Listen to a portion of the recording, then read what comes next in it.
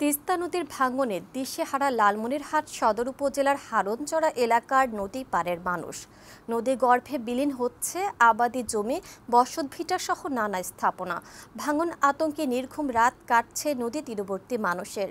এদিকে পানি উন্নয়ন বোর্ড বলছে ভাঙন রোধে দ্রুত প্রয়োজনীয় পদক্ষেপ নেওয়া হবে। লালমনিরহাট সংবাদদাতা তৌহিদুল ইসলামের প্রতিবেদন।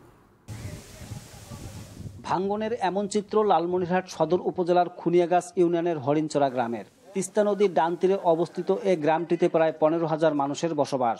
গ্রামের 2 কিলোমিটার এলাকা জুড়ে নদী ভাঙ্গন তীব্র আকার ধারণ করেছে। প্রতিদিনই নদীগর্ভে বিলীন হচ্ছে বসতভিটা, আবাদি জমি সহ বিভিন্ন স্থাপনা।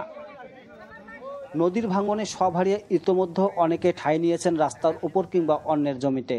ভাঙ্গন আরও ভয়াবহ হয়ে উঠতে পারে বলে আশঙ্কা করছেন স্থানীয়রা। বাড়িঘর রক্ষায় নিজ উদ্যোগে ভাঙ্গন প্রতিরোধের চেষ্টা চালালেও তা কোনো কাজে আসছে না। ফলে আতঙ্কে নির্ঘুম রাত কাটাচ্ছেন ওই গ্রামের বাসিন্দারা। আমার বাড়ি ঘর হাউসে কষি সব কিছু নদী চলে গেছে। বাড়ি ভাঙতেছে, এলে কোথায় যাবে? হাজার হাজার বিঘা জমি নদী বর্গে চলে গেছে। আমরা রাত্রে ঘুম পাতে পারি না, কখন জানি নদী ভাঙে, কখন আমাদের বসত বাড়ি চলে যায়। আমরা স্থানীয়ভাবে উদ্যোগ নিয়ে এখানে প্রায় 20-22 লক্ষ টাকা খরচ করে সবাই আমরা 2,000-5,000 যা আছে দিয়ে আমরা কয়েকটা নদী প্রোটেকশনের ব্যবস্থা করছি। অনেকেই জমি নিচ্ছ হয়ে গেছে। আমরা কোথায় থাকবো কোথায় না থাকবো সেটাও আমার আকুল আবেদন তার কাছে, আমাদের সরকার কাছে। জেলা পানি উন্নয়ন বোর্ডের নির্বাহী প্রকৌশলী জানালেন, তিস্তার ভাঙ্গন ঠেকাতে কাজ চলছে।